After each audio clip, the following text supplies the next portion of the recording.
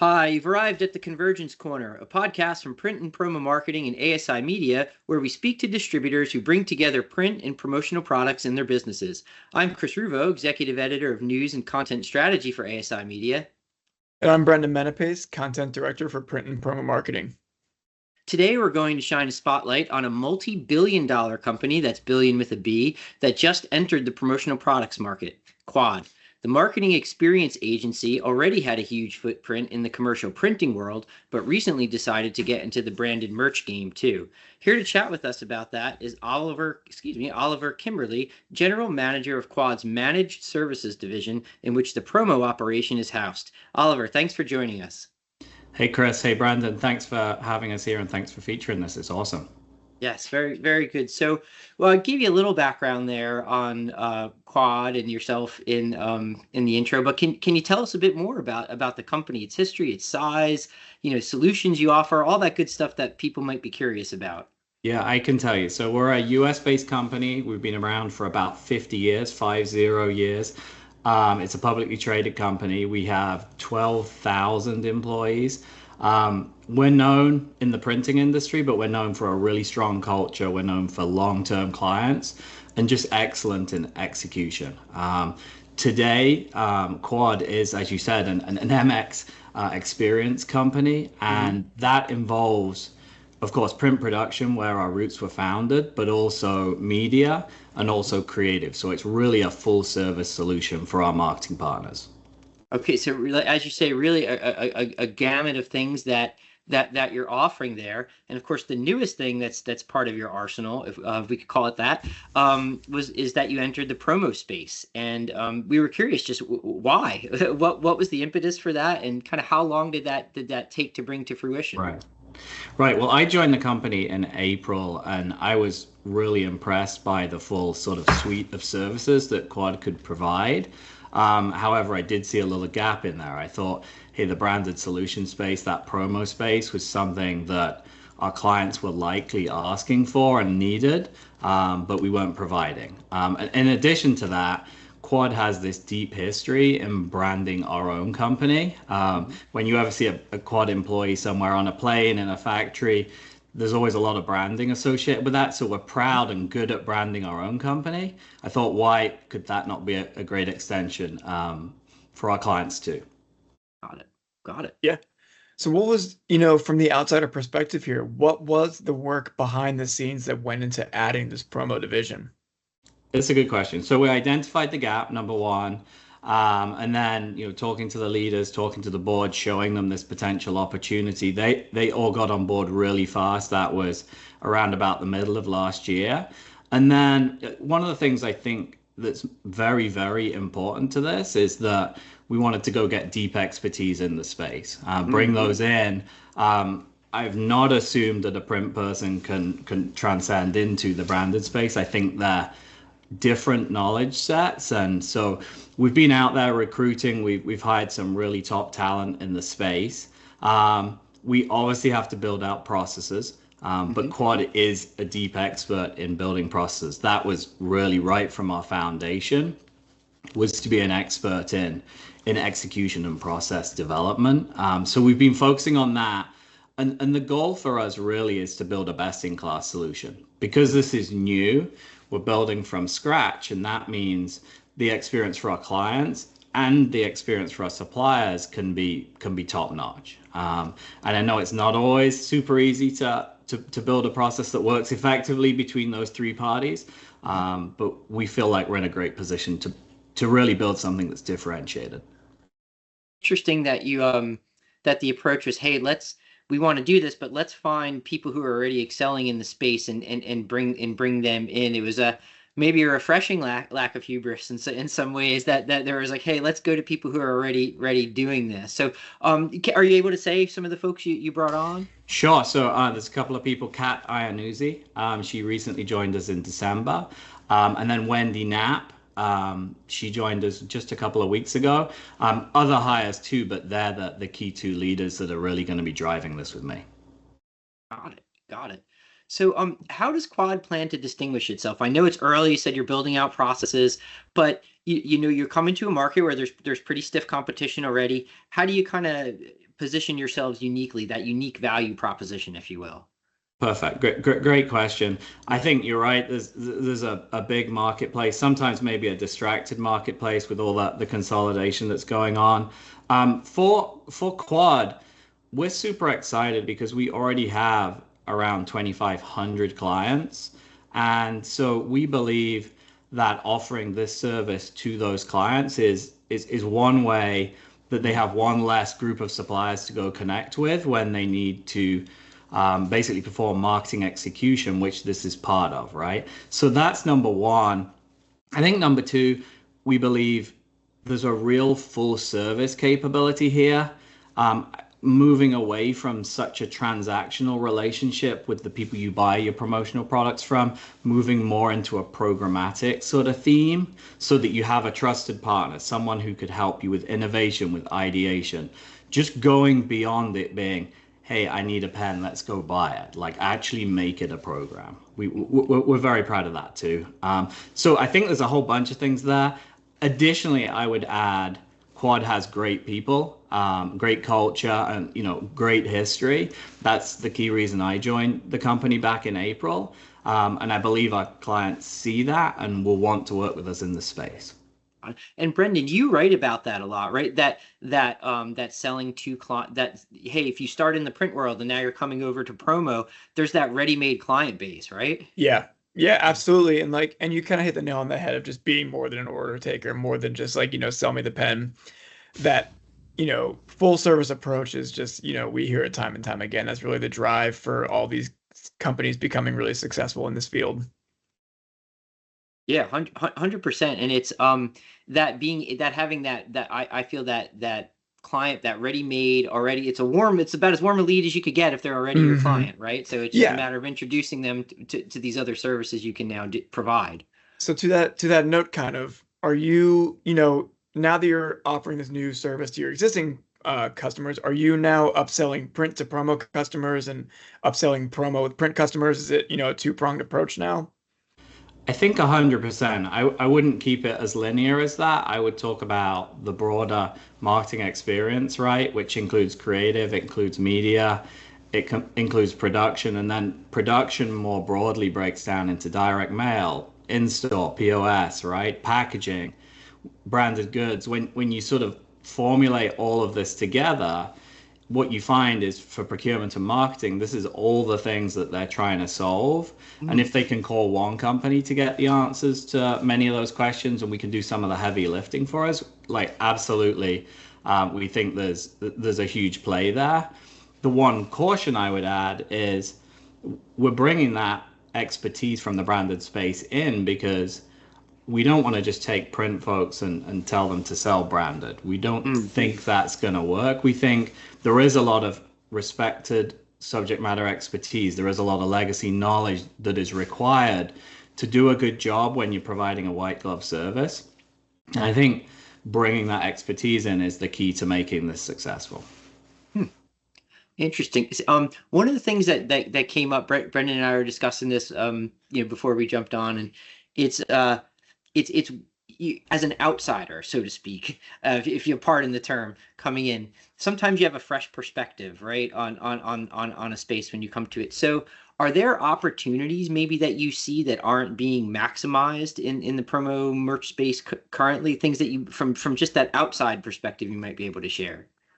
I think that the outside perspective is that there is always seems to be some clunkiness in the processes of most supplier relationships with distributors.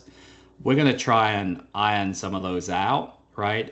It's difficult to make a perfect process, but we want that interaction with the supplier to be pretty seamless because we know that makes it easy for them.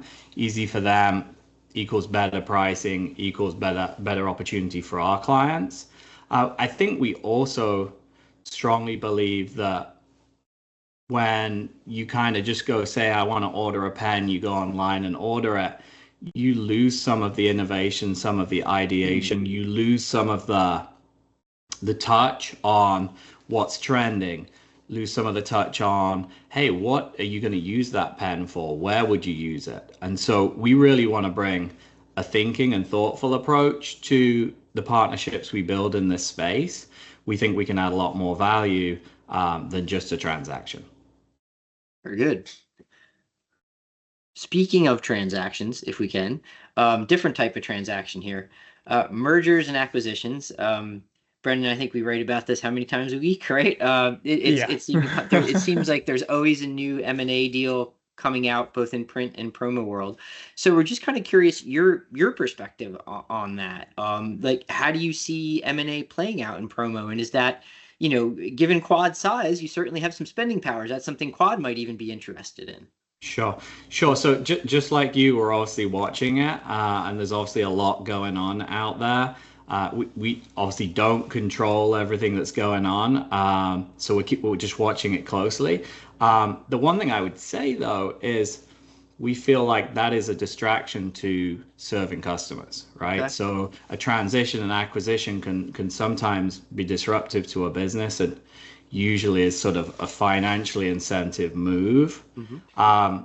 So I think there's opportunity there as people figure out how to combine businesses, number one. Mm-hmm. And then, from a Quad perspective, so our plan right now is to grow this organically. We expect to get new logos out of this new sort of division. We expect to enhance existing relationships with existing clients. So both of those things are in our plan right now. Quad historically, for sure, has acquired many businesses. So maybe down the line, but it's not in the works right now. All right, fair enough. It's not something that you're, hey, like you said, you're looking to build organically. Mm-hmm. It's kind of like, hey, let's get jogging on our own here a bit first before we decide to run a marathon or something of that nature. You got it. That's exactly it. All right. So within that same vein of kind of, obviously acquiring a company is one sort of investment you can make, but in reporting on the print industry, so much of it revolves around the technological, investments that these companies are making, whether it's equipment, whether it's capabilities, things like that. So, with that, can you give a little bit of insight about what Quad's tech in terms of, the actual printing capabilities and decoration capabilities, and also just some of the, data management, things like that. So, some printers and promo companies can kind of glean a bit of that and take some cues of what they should be doing. Perfect. No, it's a great question. There was a couple of parts to it. So the bit around detailing, the bit around personalizing the items themselves, we plan to use third parties to do that. We do not plan to do that ourselves right now. So to answer that one, so manufacturing technology, we're going to be leveraging the ASI supplier base broadly to do that, perhaps going overseas for the larger orders. And then for the technology, there's obviously two parts of it. There's us cutting orders to suppliers, and we have deep expertise in that. Again, a very large business already. Quad has deep expertise in tech. And then on the client-facing piece, which is important for so many clients these days, Quad also has deep expertise there. We're going to be leveraging some of the systems we have already. But the one thing I would walk away with is we really want to listen to a client and see what their needs are. Mm-hmm. Once we understand their needs, then we can figure out what technology we need to deploy for them. I think too often people associate, hey, I've got this piece of tech, it's going to work for everybody. I've implemented a lot of solutions over my career, and that's simply not the case. What we need to do is listen to what the client wants, and then match it with the appropriate technology. But we agree wholeheartedly that technology is a key part of this, and we'll be bringing that forth in the solution. Interesting. We had one more here for you, if we could, and we know it's early days, so we don't know how much there is to share yet. But is there any kind of case studies of what we try to focus on sometimes with this podcast is just orders, campaigns, whatever they may be that combine print and promo? Is there anything yet where you're seeing that, or maybe just something that highlights some of the capabilities that you have sort of in action? Yeah, it's a good question. I can't be specific. The one thing I would do is say there are good Quad case studies of our clients on quad.com. So I would encourage listeners and yourselves to take a look at that. Outside of that, I could definitely confirm there are opportunities already where we have placed branded orders for existing print clients, and those transactions and some of those orders have delivered already, despite the fact this was only launched a few weeks ago. So we're really excited about the level of engagement already from our existing client base, and in fact some external parties too that seem interested. So more updates to come on that, but we feel confident that this business will scale pretty quickly. Maybe a larger economic question here for you. So we're going to ask you to get out the crystal ball, and if you have this, then you're probably better than most of the rest of the world, and including us. Just where do you see things going this year, economically? So much is in play, and how might that impact the industry? It's a good question, and yes, you're right. I probably don't have a better crystal ball than anybody else, and I'm sure there are more qualified people to answer this. I think overall, for branded solutions, because this is brand new for us, we were assuming this is the beginning of a ramp. So we've been relatively conservative, and we're pretty excited about the amount of activity we've got versus our goals for the first year. The broader sort of marketing answer, maybe some of your listeners know better, but I think the world is in an interesting place for sure. I think maybe some of the budgets are softening a little bit, but we feel good about the plans we have in place for the year. Yeah. Brendan, you had any more for No, I mean, like you said, there's not a lot we can predict. It's too many variables right now, but it seems like it's really exciting over there at Quad. And it's really exciting as someone who reports in this industry to see the, for lack of a better word, the convergence at play. Mm-hmm. Yeah, I'd second that. I think it's without trying to overstate, I do think Quad's entrance into the market in some ways is even something of a validation, if you will, of the potential growth and where the promo products branded merchandise industry is going, because a company of that size isn't going to get involved in a vertical where it's not going to have potential to make money and grow. So I think that in itself is just an interesting development for the marketplace. I think you're exactly right. Yeah, and I would add specifically for Quad, we're being very specific about the places we could go and play as a business. Branded solutions is a really, really good example. We have others, including our audience data and some of the digital screen technology we have for retailers and grocers. Those two areas, as well as branded solutions, are key areas that we're planning to grow, but we're also specifically staying away from going after everything, because I think that is a dangerous game. Yeah, smart. You can't be everything to everyone. Extremely. Good stuff, Oliver. Just any final thoughts for us, for everybody? Anything you just want to share about where this is all headed? No, I love it. I mean, keep an eye on what we're doing in branded solutions and Quad more broadly with our marketing experience growth. And we hope to talk to more suppliers and more clients, in your listenership here. As they need to build out solutions, they're looking for alternatives, etc. So we appreciate the questions and look forward to telling you more as we grow this. Good stuff. Well, thank you for joining us, and thank you everybody for giving a listen here to the Convergence Corner.